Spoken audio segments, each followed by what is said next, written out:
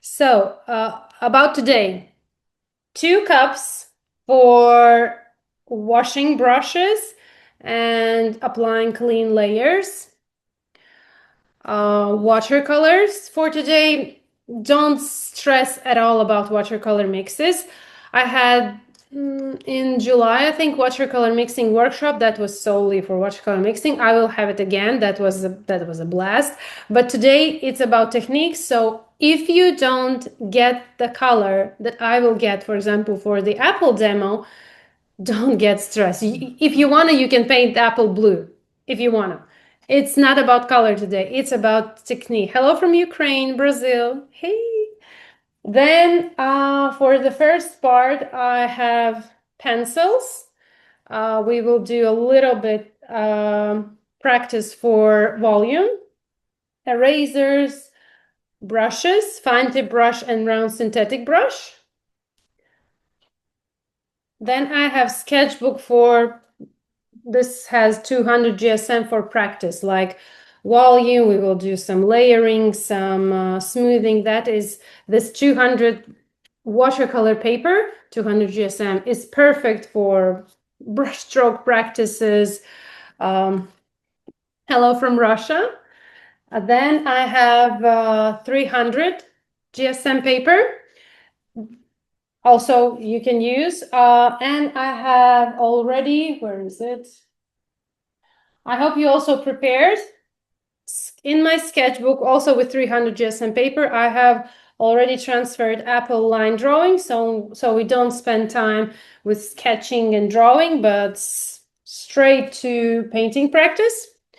I'm using your watercolor mixing notebook for today. Great! Can you pass it to me?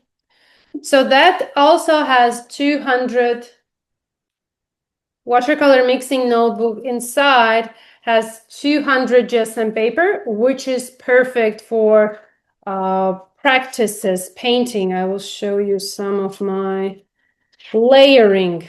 This is perfect. Then another thing about the palettes. So I have 2 palettes. One is clean. That will be mostly used for applying clean watercolors and showing some demonstrations. And I use clean palettes for my tutorials, so you, my students, viewers, can see my mixes as they are accurate. But if you have a palette like this, there's still a lot of watercolors. I am painting with professional pigments, and in order for this small watercolor set to last for a very long time, I'm very particular with how I spend my watercolors, how I use them. So for example, this palette has a lot of I call them watercolor mix leftovers. And what I do is I use them for demonstrations, for brushstroke practices. I am not washing that away. That would be too much to, to throw out. So if you have something like this, for example, you are doing a small leaf, you can use the screen. You maybe add a little bit of yellow and you can use it if you're painting a pink flower. Maybe this will. So everything can be used. Oh, I'm covered now recording. Sorry. So color hasn't helped us make this peony look realistic. Does form help us to have this peony look realistic? Well, we can have flowers in different shapes and forms or anything else. This looks more like a square and it still looks 3-dimensional. So form is not helping, color is not helping, texture is also not helping. And I will show you also about color. Other example, here I have a blue apple. It looks realistic. So color is not helping. What is helping something flat look realistic is volume. And volume can be practiced really nicely with graphites. Here is that circle, round subject that we had a peony. And now it's just a circle. It looks flat. And if we look at this again, at this peony, it's also same form. If we start to this flat circle, add shadows. We determined that light is coming from one side. So this will be light area. we are adding shadow. Very roughly, this is a quick demo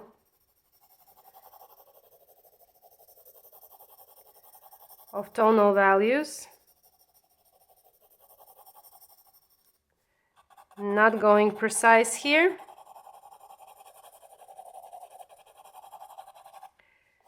And this basic understanding of tonal values can be, not just can be, it is super fundamental for any medium that you would be working. Is it watercolors? Is it colored pencils, oils, acrylics, gouache? This understanding of tonal values is for any medium, for our eyes to look and see that something is three-dimensional. And for our eyes, it doesn't matter, is it a real subject or is it painted? Why sometimes when we see on the street a super hyper-realistic, I don't know, maybe painting, and our eyes think, oh, that's so real, I want to touch it. But it's just of these correct tonal values. So here I very roughly did this. And it already looks more three-dimensional just because I have light. Then we have halftones. Then we have shadow. And we also have reflected light area. If you know these 1, 2, 3, 4, there's also a fifth cast shadow area. If you know these 5 things, you already can make something flat. This is cast shadow area. You can make something flat look realistic. Like with this apple, we have light, halftones, shadows, reflected light area. This helps also the illusion of roundness, and cast shadow area. Cast shadow area is one of my favorite ones because it really helps to separate something. And cast shadow area is not only for surface. It can also, for example, here with these leaves, this apple is casting shadow on the leaves, and it is helping us separate these two parts. Then also, I'll show you this peony. Shadows, light, and here this petal is casting shadow on this one, and we are separating with the shadow. Not with outlines, not with darker lines, but with this beautiful cast shadow, which helps us separate these two petals. So this is a very basics but graphite can be so much fun, and practicing graphite can be really beneficial for any medium. Here, for example, with my students, we did first a tulip study in graphite and then with watercolors. Studying it first with graphite helped us be better and more realistic with watercolors. And graphite can be fun. Trust me, this is so much easier because you don't need to worry about water, about the right color mix. You have pencils and a razor. If you mess up something, you can erase. You can do a very detailed drawing of a realistic subject. So I love graphite practices, and they teach so many things. This is something that I am recommending. So here I'm applying watercolors on the shadow area. Let's add a little bit more so that the shadow is more intense. Washing my brush, cleaning in paper towel, spreading watercolors towards the edges, and now I'm lightly, without going too much back and forth, So I am not going like this. I'm always pushing my watercolors from shadows to light. And now I'm gradually making this rectangle.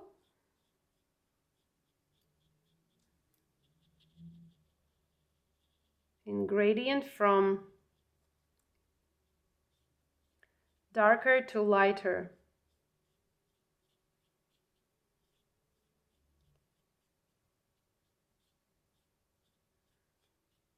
Here.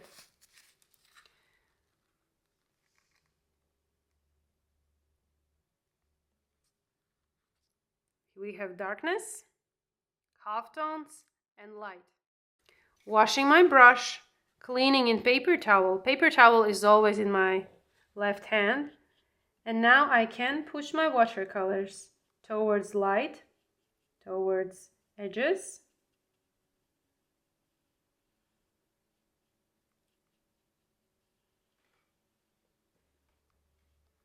And this is only in my style, in realistic botanical painting, only first layer, and it's okay to have it light. We don't need to have dark first layers because we are layering. So about transparent layers. For your understanding, these two paintings, this particular, as you can see, is very intense, very dark, but it looks rich, it looks full, and it has maybe around 30 layers. 30 layers of watercolors to get this richness, to get this volume. Same here. I haven't done it with just few layers. So also an issue for beginners wanting to have, after 1 or 2 layers, their painting to look realistic like this. It goes through all these layers, reflects, hits on the paper surface, which is white, reflects and goes back and gives us a feeling that watercolor painting is shining, that watercolor painting is full of light and it's rich. This is what do transparent layers. And this is how I build my layers. I'm not adding brown, I'm not adding gray to my watercolor mix. If I am painting pink or red peony, I will be using same watercolors that are in a light area. We have darker and lighter. This is called smoothing. It also can be done on a dry surface if you have maybe a smaller section to cover or you're moving super fast. So you apply watercolors on a dry surface. I'm washing my brush, cleaning in paper towel, and I go and smooth my applied watercolors. Again, I have a gradual transition from shadow to light. I have a line drawing ready, and it's still very dark because I transferred it. I will also, with the recording, send a reference and line drawing again for those who didn't receive when it was registered. I have an elastic eraser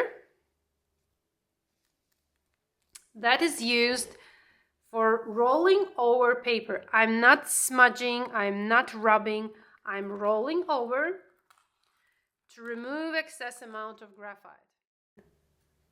There's more shadow on the bottom part of the apple and underleaf.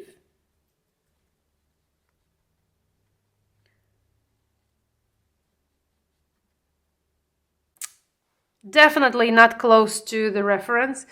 It looks very pale, but we are not aiming for a finished result after few first layers. We are not aiming for finished result half of the painting session. And I'm going on a dry layer.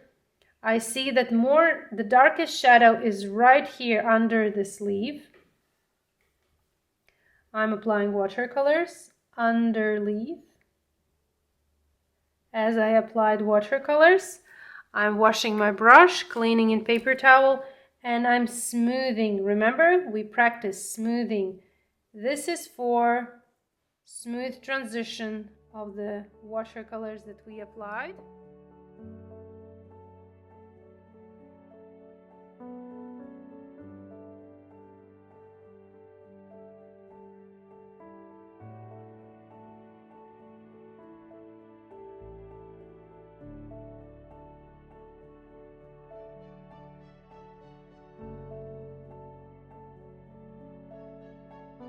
I like to mix, also one of the, I think, characteristics of my technique is that I mix fine line layers with those smooth washes and glazes.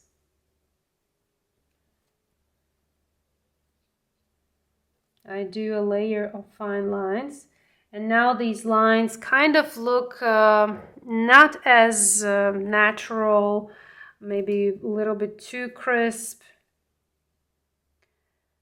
but now I'm going everywhere and adding those lines. Light area a little bit smaller. So now I'm taking my surface is dry. I'm taking my round synthetic brush, loading with watercolors. It's not 100% dry, but okay, we'll do. Let's do it. And I'm glazing over all layers that I applied.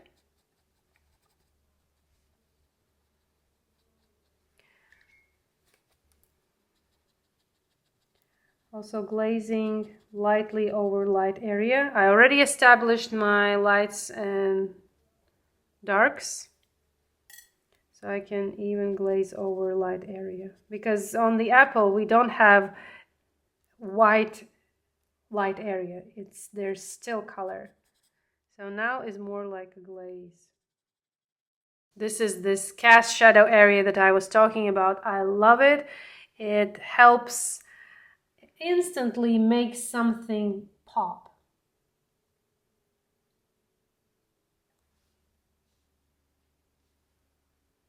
Like here we have this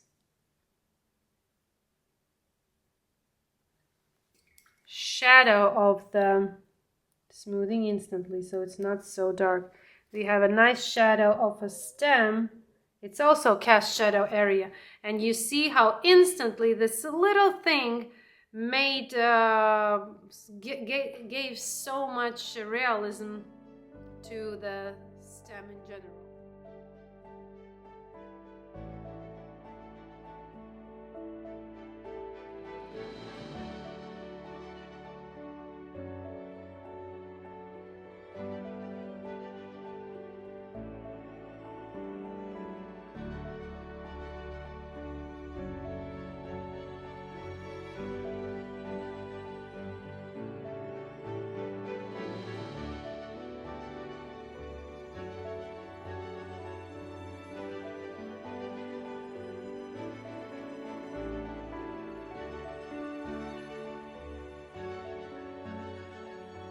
The more we start to look, the more deeper, more longer, the more we start to notice tiny details, some maybe new color transitions, maybe details.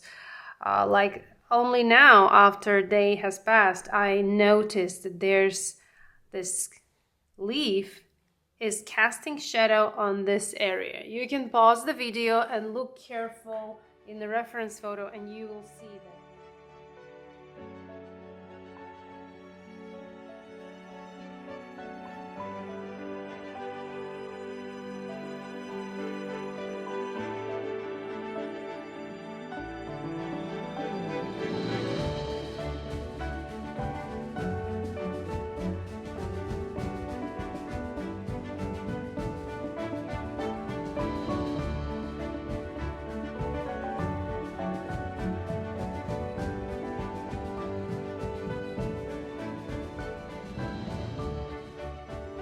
Then this stem is also going inside and is darker than it is right now, because there's the shadow area and it becomes darker. So I'm very lightly painting it, but as I have my tonal values in places, stem, we can see the difference between the both sides around the stem that are darker. Stem itself is slightly going darker because it goes inside the apple. I zoomed out my results so you can see. When it's very close, it's hard to tell. But here's my result, and I'm happy with it. If I would be approaching it as not as a live workshop, but as a tutorial, I would start a little bit slower, more accurately placing first layers. But as this is a very rich in color subject, then we covered it multiple times with other transparent layers. If that would be a very light subject, then first layer should need to be much slower and calmer. But overall, the result is amazing. For live workshop, it is a very different story how to paint, because all the time somebody is waiting and looking at you.